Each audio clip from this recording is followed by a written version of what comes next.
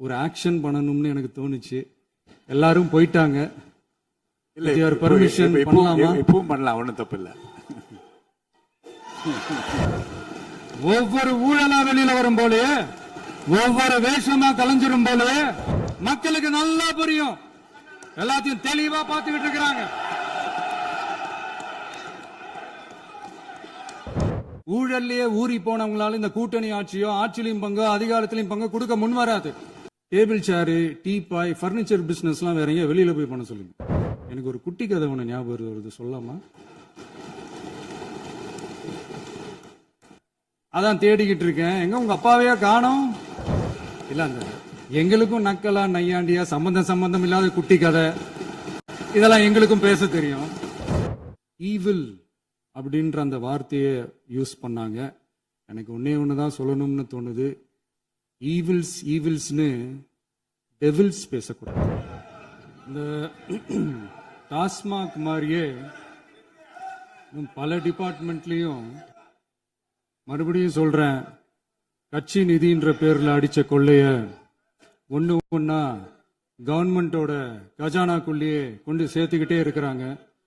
இப்பவும் சொல்றேன், மக்கள் பணத்துல இருந்து ஒரு பைசா கூட தொடமாட்டோம், தொடவும் விடமாட்டோம், தொட்டா விடமாட்டோம், இதுக்கு முன்னாடி தொட்டவங்களையும் விடமாட்டோம்.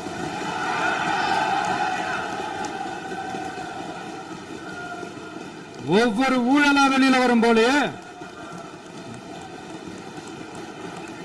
ஒவ்வொரு வேஷமா கலைஞ்சிரும் போலே இங்க இருக்கிற நிறைய பேரு நடுங்கி போய் இதுல நம்ம மேல அவதூறு வேற. இப்ப புதுசா ஒரு வெப்பன் ஒண்ணு கொண்டு வந்திருக்காங்க. அது என்ன தெரியுமா? அவங்க தயவால தான் நம்ம ஆட்சி நடக்குதாம். மக்கள் தயவால இந்த ஆட்சி நடந்துகிட்டு இருக்கு. மனசாட்சி உள்ள சக்திகளோட ஆதரவால இந்த ஆட்சி நடந்துகிட்டு இருக்கு. நாங்க தான் அனுப்பி வச்சோம் அப்படின்றாங்களே. அனுப்பி வச்சவங்களுக்கு மினிஸ்ட்ரியில இடம் கொடுத்தா ஏன் கதறீங்க? ஏன் இவ்வளவு கோவம்? ஏன் இவ்வளவு கதறல்ஸ்? இதுல இன்னொரு முக்கியமான விஷயம், மார்க்சிஸ்ட் கம்யூனிஸ்ட் கட்சி நமக்கு ஆதரவு கொடுத்தது சுயேட்சையா எடுத்த முடிவுன்னு சொல்றாங்க. அதே மாதிரி இந்திய கம்யூனிஸ்ட் கட்சி நமக்கு ஆதரவு கொடுத்தது சுயேட்சையா எடுத்த முடிவுன்னு சொல்றாங்க. இதுல எங்க இருந்து நாங்க தான் அனுப்பி வச்சோம்னா புரியலையே. மக்களுக்கு நல்லா புரியும். எல்லாத்தையும் தெளிவா பார்த்துக்கிட்டு இருக்கிறாங்க.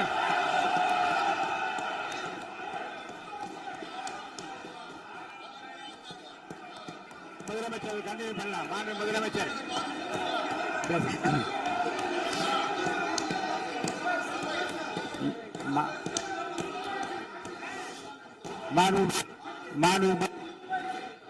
மாண்பு முதலமைச்சர் கண்டினியூ பண்ணலாம். நீ கண்டினியூ பண்ணலாம்.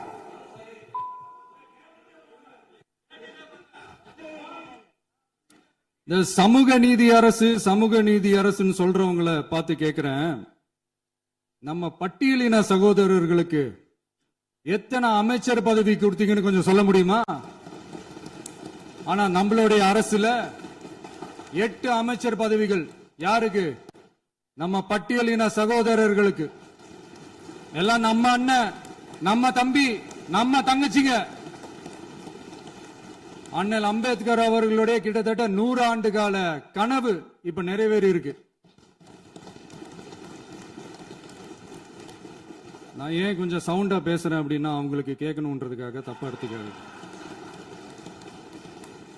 அதே மாதிரி பெண்களோட பாதுகாவலர் நாங்க தான் அப்படின்னு சொல்லிக்கிறவங்களை கேட்கிறேன், எத்தனை பெண்களுக்கு அமைச்சர் பதவியில இடம் கொடுத்தீங்க கொஞ்சம் சொல்ல முடியுமா? எங்க அரசுல 4 சகோதரிகளுக்கு அமைச்சர் பதவி கொடுத்திருக்கிறோம்.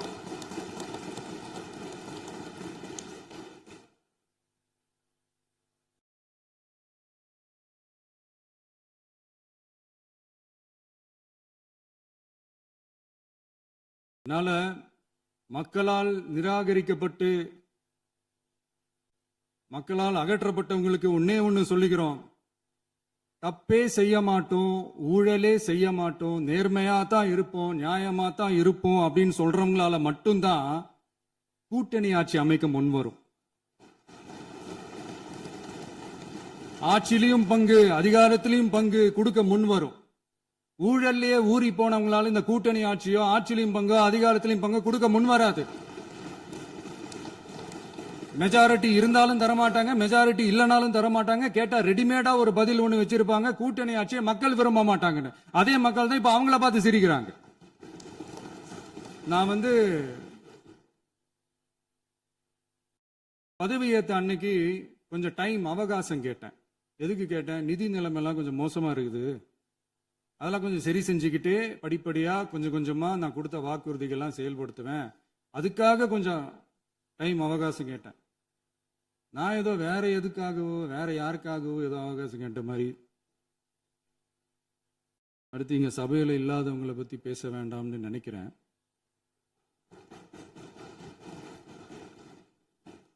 இங்க நம்மளை பத்தி அவதூறு பரப்புறதோட மட்டும் இல்லாம இப்ப நம்ம மக்கள் மேலேயும் அவதூறு பரப்ப ஆரம்பிச்சிட்டாங்க.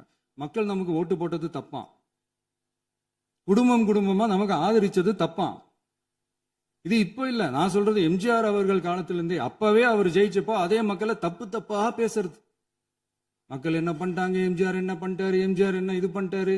50 வருஷமா ஒரே டெக்னிக்கா.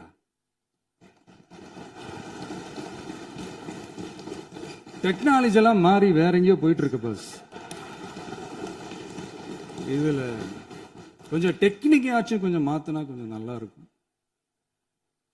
அதனால மக்களுக்கு யூஸ்ஃபுல்லா இருக்கிற மாதிரி இந்த ஆக்கப்பூர்வமான கருத்துக்களோ ஆக்கப்பூர்வமான யோசனைகளோ இருந்தா சொல்லுங்க, அதை நாங்க டெஃபரெண்டா எடுத்துக்கிறோம். ஆனா அதை விட்டுட்டு இந்த நக்கலு நையாண்டி சம்பந்தம் இல்லாத பேச்சு இதெல்லாம் பேசிட்டு அப்புறம் முதல்வர் பதில் சொல்லல, முதல்வருக்கு பதில் சொல்ல தெரியல அப்படின்னா அப்புறம் என்ன சோஃபா மாடல் ஆட்சியா? அது என்னன்னு புரியறதுக்கு எனக்கு ரொம்ப நாள் ஆச்சு.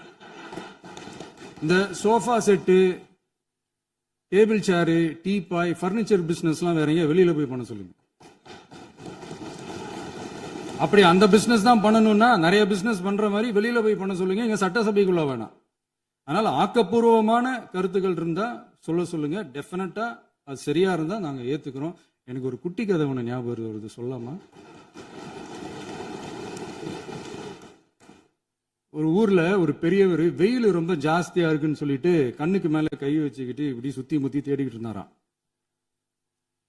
அப்ப கூட இருந்த ஒரு சின்ன பையன் என்ன தேடுறீங்க அப்படின்னு கேட்டானா. அதுக்கு அந்த பெரியவர் சொன்னாரா, அது ஒண்ணு இல்ல தம்பி, உங்க அப்பா இங்கதான் இருப்பாருன்னு சொன்னாங்க, அதான் தேடிக்கிட்டு இருக்கேன், எங்க உங்க அப்பாவையா காணோம்?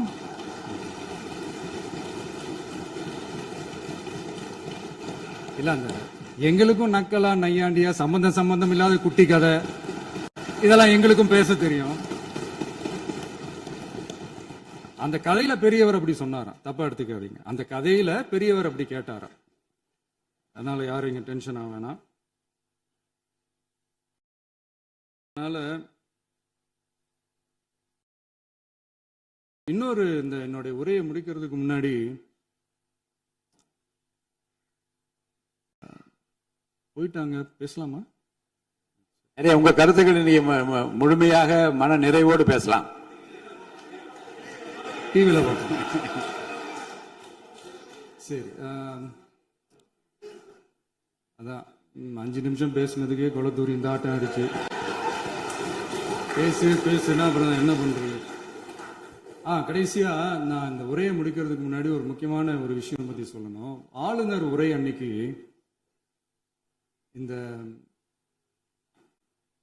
தமிழ் தாய் வாழ்த்துக்கு அப்புறம் தேசிய கீதம் பாடினது தப்பு, தேசிய கீதம் 2 முறை பாடினது தப்பு, அப்படி ஒரு நிகழ்வு இதுக்கு முன்னாடி இந்த சட்டசபையில நடந்ததே கிடையாது, அந்த மரபையே மாத்திட்டீங்க, இப்படி ஒரு பெரிய ஒரு போர் மாதிரி எதிர்கட்சியை சார்ந்தவங்க எல்லாம் சொன்னாங்க இல்லையா? அந்த மாநில உரிமை போராளிகளை, அந்த மரபு காக்கிற உரிமை போராளிகளை ஒரே ஒரு கேள்விதான் கேட்கணும். 2021 ஆகஸ்ட் 2 ஞாபகம் இருக்கா? Centenary celebration of Tamil Nadu legislature. அந்த ஃபங்க்ஷன்ல நம்ம முன்னாள் முதலமைச்சர் கருணாநிதி அவர்களோட கலைஞர் அவர்களுடைய கலைஞர் அவர்களுடைய புகைப்படத்தை மாண்புமிகு குடியரசுத் தலைவர் திறந்து வைக்கிற ஒரு ஃபங்க்ஷன். அந்த ஃபங்க்ஷன்ல national anthem followed by Tamil Thai Vazhthu அப்படின்னு அறிவிச்சது ஞாபகம் இருக்கா?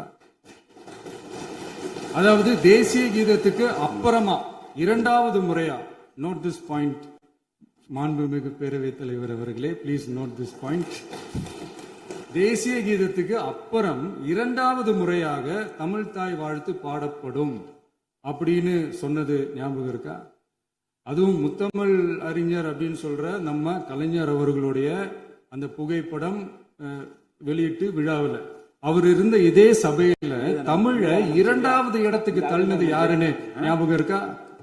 அது மட்டும் இல்ல, அந்த தேசிய கீதத்தை நாட்டுப்பண் நேஷனல் ஆந்தம்னு சொல்லி அதே ஃபங்க்ஷன்ல கடைசியா ஃபங்க்ஷன் முடியும் போது செகண்ட் டைம் தேசிய கீதம் பாடினதும் ஞாபகம் இருக்கா? இதே அவையில் தான், அது அவை குறிப்பிலும் இருக்கிறது, இதே அவையில் தான் நடைபெற்றது. இந்த தக்க நேரத்தில் இந்த ஆதாரங்களை அளித்த மாண்பு முதல் அவர்களுக்கு நன்றியை தெரிவித்துக் கொள்கிறேன். டவுட் இருந்தா இந்த புக்கை பார்த்து தெரிஞ்சுக்கலாம். அதனால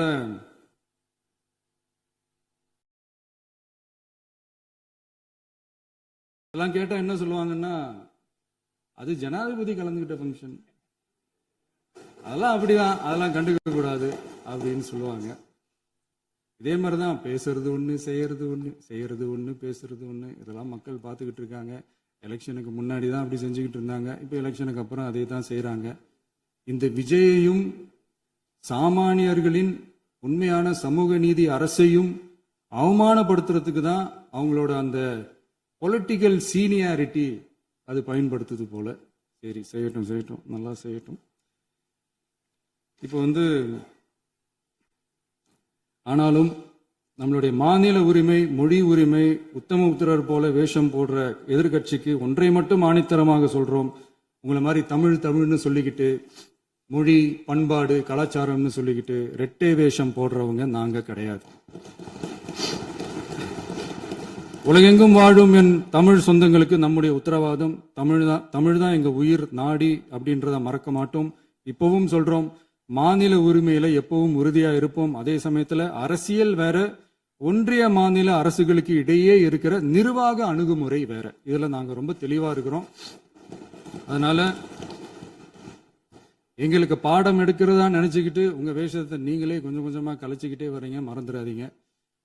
அப்புறம்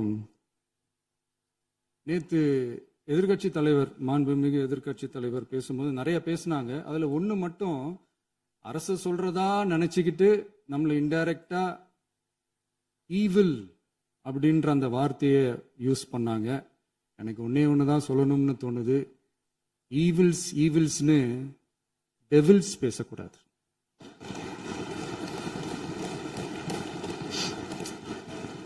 அவங்க இருந்திருந்தா ஒரு ஆக்ஷன் பண்ணணும்னு எனக்கு தோணுச்சு. எல்லாரும் போயிட்டாங்க. இல்ல, பர்மிஷன் பண்ணலாமா? இப்பவும் பண்ணலாம், ஒண்ணும் தப்பு இல்ல.